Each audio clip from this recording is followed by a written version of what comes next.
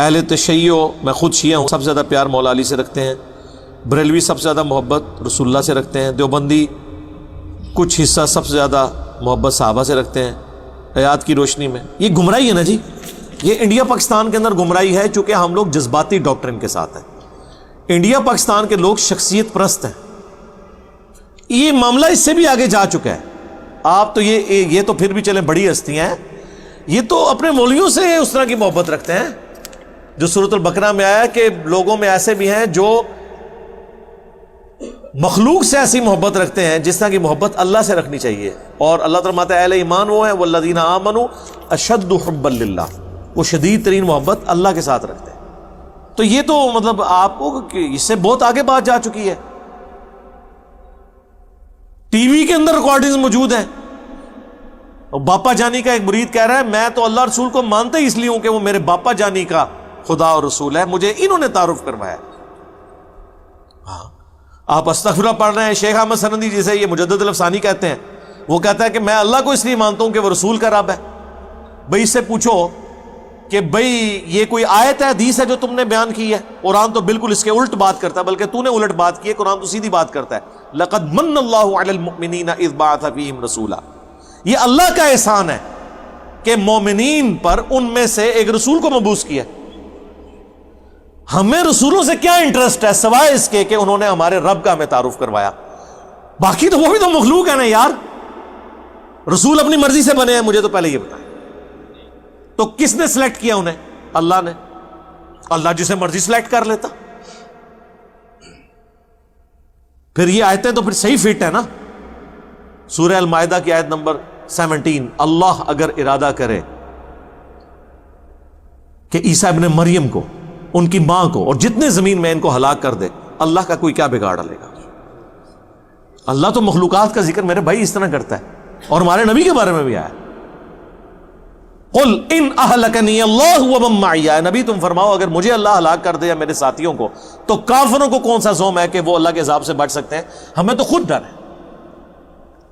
اور بتاؤں نبی علیہ السلام کی کہیں تعلیمات نہیں ہے کہ ان کو اس طرح بڑھایا جائے، نہ مولا علی کی اس طرح کی تعلیمات ہیں، نعوذ باللہ۔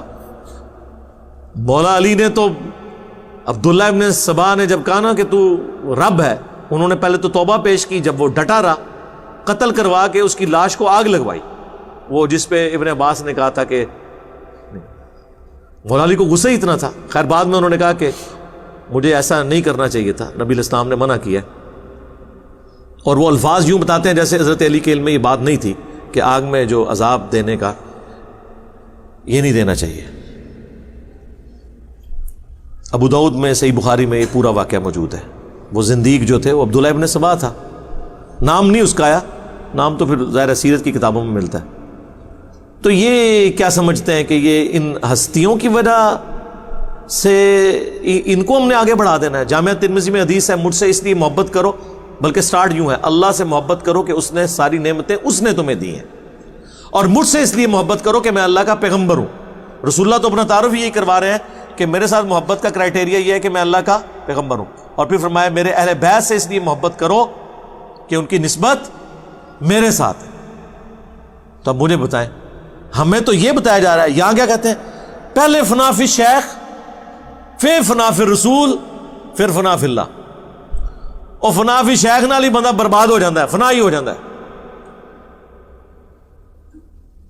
اسی لیے بھی پڑھتے ہیں نا چشتی رسول اللہ اور اشرف علی رسول اللہ، اسی لیے پڑھتے ہیں انا الحق، اسی لیے پڑھتے ہیں نا سبحانی ما اعظم و شانی، میں پاک ہوں میری شان کتنی بلند ہے۔ اس لیے تو پھر ہم کہتے ہیں نا کہ یار ان بابوں کا ذرا آپ ذرا کوئی دماغی جو توازن ہے یہ چیک کروائیں۔ لوائی اعظم من لوائی محمد، میرا جھنڈا محمد کے جھنڈے سے بڑا ہوگا، نعوذ باللہ۔ ان پتہ لگا بابے نو ہاتھ کیوں میں پایا ہے؟ کام بڑا بڑا پایا انہوں نے اپنی عزت کروانی شروع کر دیتی۔ انہوں نے نبی کے حق پہ بھی ڈاکہ مارا، اللہ کے حق پہ بھی ڈاکہ مارا۔ تو یہ اس طرح کی عقیدت کسی اور شخص کے ساتھ رکھنا، اللہ کے سوا کسی اور ہستی کے ساتھ، تو یہ شرک ہے۔ اور کیا ہے؟ یہ تو آپ کو سمجھانے کے لیے ہم کہتے ہیں سب سے زیادہ اللہ سے محبت رکھو، پھر پیغمبر سے، پھر اہل بیت سے، پھر صحابہ سے، تابعین سے، یہ سمجھانے کے لیے۔ محبت تو صرف اللہ کی ہے.